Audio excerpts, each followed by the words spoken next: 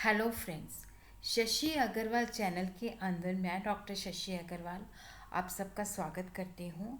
और आज का जो हमारा टॉपिक है, जो सब्जेक्ट्स हैं, जो टॉपिक है that is quite significant, that is मतलब जैसे international economics, international trade, international finance, macro economics और बिजनेस इन्वायरमेंट। और इसी तरह जो स्टूडेंट्स कॉमर्स का नेट की तैयारी कर रहे हैं, जो स्टूडेंट मैनेजमेंट की तैयारी कर रहे हैं, this topic is also relevant for them also. तो आज का जो हमारा टॉपिक है that is the balance of payment, और जो कि काफ़ी सारे सब्जेक्ट्स के अंदर रेलिवेंट है। इसको हम दो पार्ट्स के अंदर स्टडी करेंगे। पहले इसके अंदर हम देखेंगे कि बैलेंस ऑफ ट्रेड क्या होता है, बैलेंस ऑफ पेमेंट क्या है, क्या फीचर्स हैं, बैलेंस ऑफ पेमेंट की बेसिकली क्या सिग्निफिकेंस है। उसके बाद हम देखेंगे कि जो बैलेंस ऑफ पेमेंट है इसके क्या कंपोनेंट हैं, उन सबको हम इसके अंदर जो है जानेंगे। और बैलेंस ऑफ पेमेंट को हम दो पार्ट्स के अंदर जो है स्टडी करेंगे। तो सबसे पहले बैलेंस ऑफ पेमेंट को अंडरस्टैंड करने के लिए सबसे पहले हम बैलेंस ऑफ ट्रेड देखते हैं। देखो, जो बैलेंस ऑफ ट्रेड है बेसिकली ये बैलेंस ऑफ पेमेंट जो है एक बड़ी टर्म है, that is a wider term. Balance of trade जो है इसी का ही पार्ट है। तो बैलेंस ऑफ पेमेंट जो है, अगर हमने इंटरनेशनल ट्रांजैक्शन के बारे में क्लियर पिक्चर लेनी है तो वो पिक्चर हमें बैलेंस ऑफ पेमेंट से क्लियर होती है। इवन हमारा जो बैलेंस ऑफ पेमेंट जो है उसके बारे में जो हमारे देश की जो फिनेंशियल पोजीशन है, जो सिचुएशन है, वो भी हमें बैलेंस ऑफ पेमेंट से क्लियर होती है। और यहाँ पे जब हम बैलेंस ऑफ ट्रेड की बात करते हैं तो बैलेंस ऑफ ट्रेड जो है, जो कि टोटल इंपोर्ट और एक्सपोर्ट ऑफ विजिबल, विजिबल का अर्थ होता है कि जब ये इंपोर्ट होती हैं या एक्सपोर्ट होती हैं तो ये पोर्ट पे रिकॉर्ड की जाती हैं। जैसे हमने सेलुलर फ़ोन जो है बाहर से इंपोर्ट किए हैं, तो ये विजिबल चीज़ है जिसको रिकॉर्ड किया जाएगा। According to Benham, balance of trade of a country is the relation over a period between the values of the export and import। जब भी हम बैलेंस ऑफ ट्रेड की बात करते हैं तो that is the difference between the export of visible items and the import of visible items. Balance of trade जो है, देखो, फेवरेबल भी हो सकता है, अनफेवरेबल भी हो सकता है और बैलेंस भी हो सकता है। जब हमारी विजिबल गुड जो होती हैं उनकी एक्सपोर्ट जो है इंपोर्ट से ज़्यादा है, तब हम कहते हैं कि ये फेवरेबल है। और उसी तरह क्या होता है कि जब विजिबल गुड्स की जो इंपोर्ट होती हैं वो एक्सपोर्ट से ज़्यादा होती है तो अनफेवरेबल, क्योंकि जब हम इंपोर्ट करते हैं तो हमारा जो पैसा है वो बाहर जाता है, जब हम एक्सपोर्ट करते हैं तो वहाँ से पैसा हमें रिसीव होता है। तो उसी तरह बैलेंस ऑफ ट्रेड जो होता है, जहाँ पे हमारी एक्सपोर्ट जो होती है इंपोर्ट के इक्वल होती है। अब हमने बैलेंस ऑफ ट्रेड को अंडरस्टैंड कर लिया है। Now we will understand what is the meaning of balance of payment. तो बैलेंस ऑफ पेमेंट जो है that is the statement of account showing all the monetary transaction, economic transaction of a country with the rest of the world during a period of time, generally 1 year. कि एक साल के अंदर जो भी हमारी मॉनेटरी ट्रांजेक्शन एक देश की दूसरे देशों के साथ है, ये उसका स्टेटमेंट है जो हमें ओवरऑल पिक्चर जो है बताता है कि एक पर्टिकुलर ईयर के अंदर एक मतलब जहाँ पे हमारा पीरियड जो है स्पेसिफाइड होता है, उस स्पेसिफाइड पीरियड जो कि 1 ईयर होता है, उसकी सारी जो इकोनॉमिक ट्रांजैक्शन हमने रेस्ट ऑफ द वर्ल्ड के साथ की होती है उसके बारे में हमें बताता है। और ये जो ट्रांजैक्शन है इंडिविजुअल भी हो सकती हैं, जो इंडिविजुअल्स ने की हैं, ऑर्गेनाइजेशन ने की हैं, गवर्नमेंट्स ने की हैं। और यहाँ पे जो मॉनेटरी ट्रांजैक्शन है, when we talk about the balance of payment, तो monetary transaction relate to the import और एक्सपोर्ट ऑफ गुड्स, विजिबल जिसको हम मर्चेंडाइज भी कह सकते हैं। देखो, यहाँ पे जब हम बैलेंस ऑफ पेमेंट की बात करते हैं तो इसके अंदर इम्पोर्ट और export of visible and invisible भी आ जाता है। इनविजिबल होती है जैसे सर्विसेज जो कि पोर्ट पे रिकॉर्ड नहीं होती। तो monetary transaction relate to import और export of goods, visible items, export and import of services, जिसको हम इनविजिबल ट्रेड भी कहते हैं। और उसी तरह क्या है कि जो इंटरनेशनल लेवल पे हम एसेट, जो रियल एसेट्स हैं, उनकी जो सेल और परचेज करते हैं। Balance of payment of a country is a systematic record of all economic transaction between its residents and the resident of the foreign countries। इसके अंदर देखो, जब हम बैलेंस ऑफ पेमेंट की बात करते हैं तो इसके अंदर विजिबल आइटम्स आ जाती हैं जो कि फिजिकल गुड्स होते हैं, जिनकी इंपोर्ट और एक्सपोर्ट जब की जाती है तो they are recorded at port. Visible का मतलब होता है कि जो चीज़ें हमें दिखती हैं, इनविजिबल आइटम्स होती हैं, जो सर्विसेज होती हैं जिनको हम देख नहीं सकते, फील नहीं कर सकते, और ये पोर्ट के अंदर जो है रिकॉर्डेड नहीं होती, जैसे बैंकिंग हो गया, इंश्योरेंस हो गया, ट्रांसपोर्टेशन की सर्विसेज। तो ये इनविजिबल आइटम्स होती हैं जो कि पोर्ट पे रिकॉर्ड नहीं होती। और उसी तरह कैपिटल ट्रांसफ़र, क्योंकि बैलेंस ऑफ पेमेंट के 3 कंपोनेंट होते हैं जो मैं आगे चल के बताऊंगी। तो यहाँ पे कैपिटल ट्रांसफ़र जो होती है, जो कि रिसीट और पेमेंट ऑफ कैपिटल के साथ होती है। और उसी तरह देखो, ये फेवरेबल होती है जब रिसीट जो है पेमेंट से बढ़ जाती है, और अनफेवरेबल होती है जब पेमेंट जो है रिसीट से बढ़ जाती है।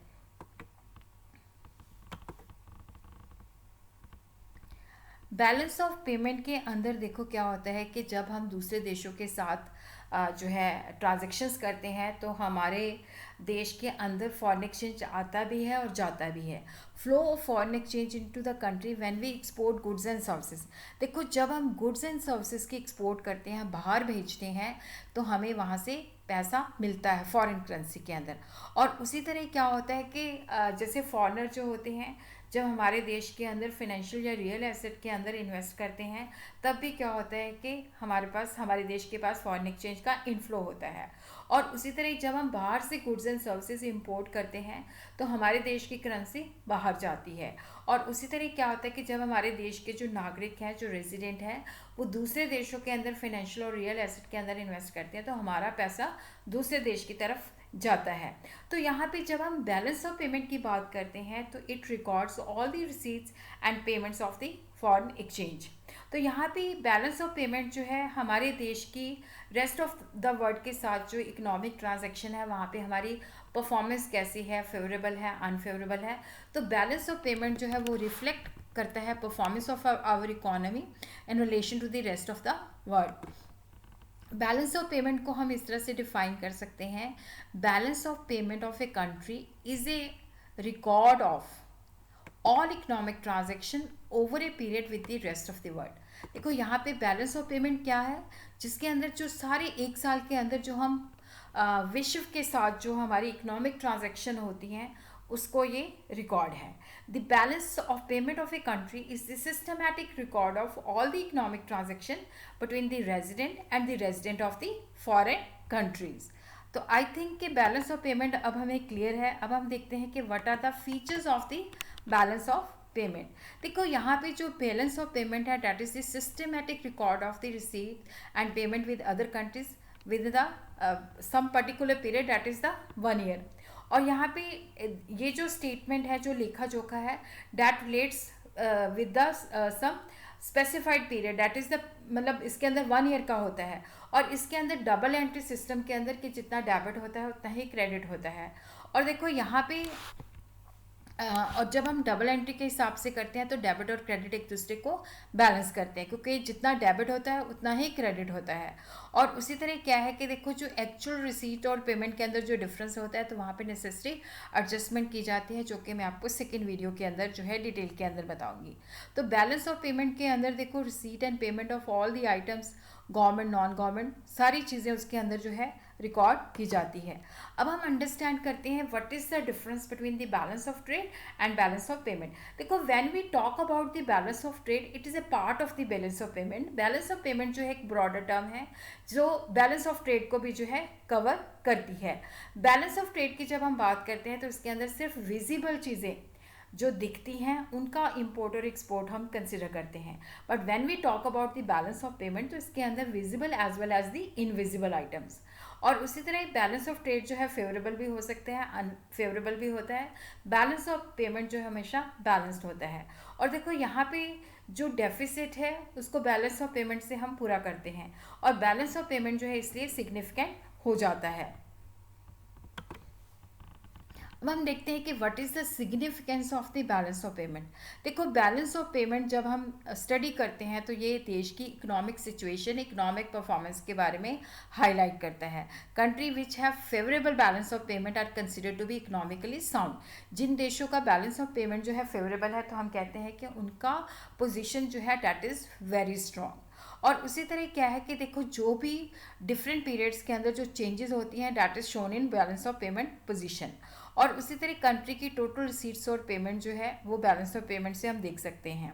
और बैलेंस ऑफ पेमेंट जो है हमें बताती है कि कितना लोगों ने हमारे देश के अंदर इन्वेस्ट किया, हमारे देश के लोगों ने कितना इन्वेस्ट किया, उनको क्या इनकम जनरेट हुई है, वो सारी चीज़ें जो है इसके अंदर से इंडिकेशन होती है। और उसी तरह देखो जो बैलेंस ऑफ पेमेंट है ये हमारी जो फॉरेन ट्रेड की पोजीशन है, कंपोजिशन है, उसके बारे में भी बताता है। और उसी तरह क्या है कि जो सरकार ने पॉलिसीज़ बनानी होती है उसके अंदर भी इसका योगदान जो होता है काफ़ी ज़्यादा होता है। और उसी तरह हम देखते हैं कि देखो जो बैलेंस ऑफ पेमेंट से जो इकोनॉमिक पोजीशन रिफ्लेक्ट होती है उसके बेसिस पे इंटरनेशनल फाइनेंशियल इंस्टीट्यूशन डिटर्मिन करती है कि हमने इस देश को कितना फाइनेंशियल असिस्टेंस प्रोवाइड करना है। So what are the components of the balance of payment position? There are three component: current account, capital account and the official reserve account. तो ये जो है फॉर्मेट है बैलेंस ऑफ पेमेंट अकाउंट का। यहाँ पे देखो तीन कंपोनेंट है, ये जो है क्रेडिट साइड है और ये जो है डेबिट साइड है। तो यहाँ पे हम देखते हैं कि जो करंट अकाउंट है इसके अंदर एक्सपोर्ट्स, गुड्स एंड सर्विसेज की ट्रांसफ़र पेमेंट आ जाती है, जो मैं आगे चल के अभी आपको एक्सप्लेन करती हूँ। और यहाँ पे इंपोर्ट के अंदर goods, services and transfer payments आ जाती हैं। और उसी तरह देखो जो कैपिटल अकाउंट है इसके अंदर boring from the foreign countries, direct investment by the foreign countries. तो यहाँ पे हमारा देश जो है दूसरे देशों को जो लैंड करता है और दूसरे देशों के अंदर इन्वेस्टमेंट करता है। और उसी तरह official settlement account, increase in foreign official holding, error and commission, increase in official reserve of gold and foreign currency. तो ये जो है बैलेंस ऑफ पेमेंट को इस तरह से जो है डिपिक्ट किया जाता है। Now we will understand what is current account. क्योंकि बैलेंस ऑफ पेमेंट के तीन कंपोनेंट होते हैं, एक करंट अकाउंट है, एक कैपिटल अकाउंट है, एक ऑफिशियल स्टेटमेंट अकाउंट है। तो इसके अंदर हम करंट अकाउंट और थोड़ा बहुत जो है हम कैपिटल अकाउंट के बारे में जानेंगे। Current account record receipts and payments of the foreign exchange on account of such transaction which do not impact asset and liability status of a country in relation to the rest of the world। देखो जब हम current account के अंदर receipts and payments को record करते हैं तो इससे ना तो एसेट एंड लाइबिलिटी के अंदर ना बढ़ोतरी होती है ना कमी होती है। ये हमें कोई फ्यूचर क्लेम के बारे में जो है नहीं देता, क्योंकि इसके अंदर देखो जो करेंट अकाउंट है इससे ना तो एसेट जनरेट होते हैं ना ही लाइबिलिटी, ना एसेट रिड्यूस होते हैं ना इंक्रीज़ होते हैं, ना लाइबिलिटी इंक्रीज़ होती है ना रिड्यूस होती है। कोई फ्यूचर क्लेम जो होता है वो राइज नहीं होता। करंट अकाउंट के अंदर consist of all transaction relating to trade in goods and services and unilateral transfers। इसके अंदर वो सारी ट्रांजेक्शन्स आ जाती हैं जिसके अंदर हम इंपोर्ट और export of goods and services की करते हैं और जो हमें दूसरे देशों से या हम किसी दूसरे देशों को ट्रांसफ़र करते हैं, जो कि यूनिलेटरल ट्रांसफर्स होती हैं, जो मैं आगे जाके आपको बताऊंगी।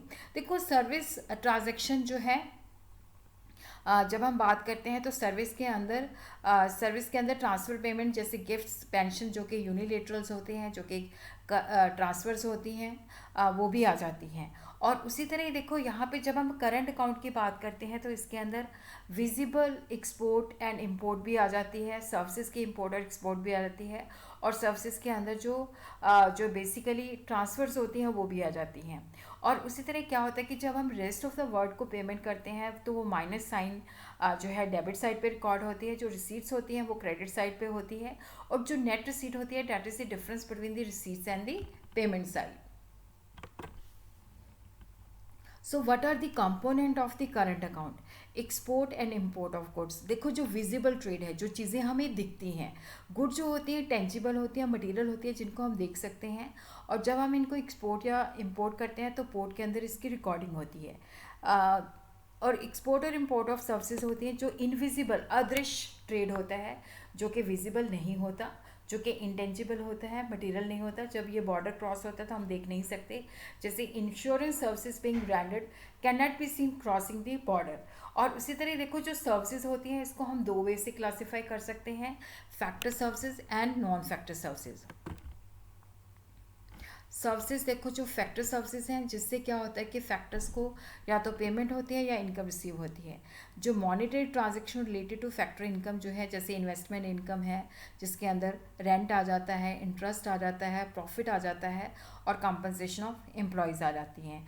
नॉन फैक्टर के अंदर क्या आ जाती हैं कि जो फैक्टर सर्विसेज के अलावा, जैसे इंश्योरेंस एंड बैंकिंग, जब हम ये सर्विसेज जो होती है एक्सपोर्ट करते हैं तो वहाँ से हमें रिसीट प्राप्त होती है, और जब हम बाहर से सर्विसेज अवेल करते हैं तो वहाँ पे हमें पेमेंट देनी पड़ती है। और उसी तरह इनविजिबल आइटम्स को समझने के लिए मैंने सारी इनविजिबल आइटम्स जो है यहाँ पे डाली है, जैसे एक्सपेंडिचर ऑफ द ट्रैवलर्स कि जो जैसे हमारे देश के नागरिक बाहर जाते हैं तो जो एक्सपेंडिचर होता है वो आउटफ्लो होता है। जो दूसरे देशों के नागरिक जब हमारे देश के अंदर घूमने आते हैं तो वो हमारी जो है वो हमारी इनकम होती है। और उसी तरह डॉक्टर्स, इंजीनियर्स, कंसल्टेंट्स वगैरह जो होते हैं उनकी सर्विसेज हायर की जाती हैं। अगर वो हम बाहर से हायर करते हैं तो वो इंपोर्ट होती है, अगर हम लोग बाहर की दुनिया को प्रोवाइड करते हैं तो वो एक्सपोर्ट होती है। और उसी तरह ट्रांसपोर्ट के अंदर movement of goods from one country to the other is invisible. जैसे हमने किसी फॉरेनर ने जो है एक्सपोर्ट करना है तो वो डोमेस्टिक ट्रांसपोर्ट को यूज़ कर रहा है, और उसी तरह क्या है, जब हमने इंपोर्ट करना है तो हम फॉरेन ट्रांसपोर्ट को यूज़ करते हैं। और उसी तरह जो कमर्शियल अंडरटेकिंग जैसे शिपिंग कंपनीज हैं, इंश्योरेंस कंपनीज हैं, बैंकिंग कंपनीज हैं, तो ये जो सर्विसेज रेंडर करती हैं ये इनविजिबल होती हैं। इन्वेस्टमेंट इनकम जो कि इंटरेस्ट, रेंट एंड प्रॉफिट होती है। गवर्नमेंट जो है देखो बाहर अपनी एम्बेसी सेट करती है, हाई कमीशन सेट करती है, और भी इनके बहुत सारे जो मिशन सेट किए जाते हैं तो उनके मेंटेनेंस पे खर्चा होता है। ये जो एक्सपेंडिचर जो होता है पेमेंट होता है, और जो इंटरनेशनल इंस्टीट्यूशन की सब्सक्रिप्शन होती है वो भी इसी के अंदर जो है इंक्लूडेड होती हैं। डोनेशन एंड ग्रांट्स, और जैसे कमीशन, एडवर्टीजमेंट, रेंट, पेटेंट फ़ी, रॉयल्टी, मेंबरशिप फीस जो है इनविजिबल आइटम्स के अंदर आ जाती है। अब देखो जो करंट अकाउंट के जो कंपोनेंट है, एक तो विजिबल गुड्स की जो हम ट्रेडिंग करते हैं, एक इनविजिबल गुड्स की हम जो ट्रेडिंग करते हैं, और करंट ट्रांसफ़र्स। तो यहाँ पे जो बेसिकली यूनिट ट्रांसफ़र जो होता है कि जैसे मैंने हमारे देश को कोई डोनेशन मिली है या ग्रांट मिली, हमने कोई उसको सर्विसेज नहीं प्रोवाइड की, तो ये यूनिलेटरल होती है, वन साइडेड होती है। तो यहाँ पे हमें वो अमाउंट फ्री में दिया जाता है या हम दूसरे देशों को डोनेशन या ग्रांट भेजते हैं, तो ये यूनिलेटरल ट्रांसफ़र्स होती हैं, that is made by way of gifts, grants and remittance. अगर हम रिसीव करते हैं तो वो रिसीट साइड पे होती है, अगर हम पे करते हैं तो वो जो है पेमेंट साइड पे होती हैं। और उसी तरह हम देखते हैं कि जो बैलेंस ऑफ पेमेंट है, देखो यहाँ पे जो इनविजिबल है, जो दिखता नहीं है, monetary transaction which are related to the import और export of the factor services. और उसी तरह क्या है कि देखो जो मॉनिटरी ट्रांजैक्शन जैसे banking service, shipping services, non factor services, और उसी तरह monetary transaction related to current transfer. तो जो इनविजिबल है उसके अंदर तीन चीज़ें आ जाती हैं, फैक्टर सर्विसेज जिसको हम इनकम कहते हैं, non factor services, and third जो है करंट ट्रांसफ़र। और करंट अकाउंट के अंदर देखो export of goods, import of goods आ जाती हैं। और उसी तरह इनविजिबल के अंदर देखो जो इनकम है जिसके अंदर factor services, non factor services से जो इनकम या पेमेंट्स होती हैं, या जो करंट ट्रांसफ़र्स होती हैं। तो ये हमने करंट अकाउंट के जो कंपोनेंट है उसको हमने अंडरस्टैंड कर लिया है। अब हम देखते हैं कि how do we estimate the balance which is related to the current account. तो 4 पैरामीटर्स हैं। जैसे अगर हमने ट्रेड बैलेंस देखना है तो वो एक्स जो है that is the import, M जो है डैट इज़ द इम्पोर्ट। तो अगर देखो यहाँ पे जो है विजिबल चीज़ें ली जाती हैं, जैसे बेसिकली जो है जब ट्रेड बैलेंस के अंदर देखो अगर हमारी एक्सपोर्ट जो है इंपोर्ट से ज़्यादा है तो हम कहते हैं ट्रेड सरप्लस है, और जब हमारी इंपोर्ट एक्सपोर्ट से ज़्यादा है तब हम कहते हैं ट्रेड डेफिसिट। अगर हमारी एक्सपोर्ट ज़्यादा है तो सरप्लस है, अगर हमारी इंपोर्ट ज़्यादा है तो डेफिसिट है। और उसी तरह जब हम गुड्स एंड सर्विसेज बैलेंस निकालते हैं तो उसके अंदर हम export of goods plus export of non factor services. देखो यहाँ पे जब हम गुड्स एंड सर्विसेज का बैलेंस निकालते हैं तो गुड्स के एक्सपोर्ट, नॉन फैक्टर सर्विसेज के export, minus import of goods and import of non factor services. और जब हम इनविजिबल बैलेंस निकालते हैं तो उसके अंदर balance of non factor services, balance of factor services, balance on the current transfer. तो इनविजिबल के अंदर factor services, non factor services और करंट ट्रांसफर्स आ जाती हैं। और उसी तरह देखो जो करंट अकाउंट बैलेंस है उसके अंदर हम देखते हैं trade balance plus invisible balance. तो अब हम इसको एक एग्जाम्पल से अंडरस्टैंड करेंगे। जैसे ये हमारा एक्सपोर्ट है, ये हमारा इंपोर्ट है। ये आप देख ही रहे हो कि एक्सपोर्ट हमें इतना बताया हुआ है, ये हमारा इंपोर्ट है, और ये इनविजिबल हमें बताया हुआ है। नॉन फैक्टर सर्विसेज इनकम बताई हुई है, ट्रांसफ़र बताई हुई है, और नेट जो है तीनों को टोटल करके बताया हुआ है। तो यहाँ पे हम इसको सॉल्व करके देखते हैं तो उससे क्लियर हो जाएगा आपको। सबसे पहले देखो हमने ट्रेड बैलेंस निकाला, तो एक्सपोर्ट माइनस इंपोर्ट। तो यहाँ पे हम देखते हैं कि इंपोर्ट जो है डैट इज़ ज़्यादा है, तो ये इतना जो है हमारा डेफिसिट है। और उसी तरह गुड्स एंड सर्विसेज बैलेंस के अंदर देखो trade balance plus balance on account of non factor services, तो यहाँ पे ये भी हमारा नेगेटिव आ जाता है। इनविजिबल बैलेंस के अंदर देखो balance of factor services, balance of जो है sorry balance on non factor services, और balance on factor services, and balance on transfer. तो यहाँ पे मैं इसको ठीक कर देती हूँ, ये नॉन फैक्टर है।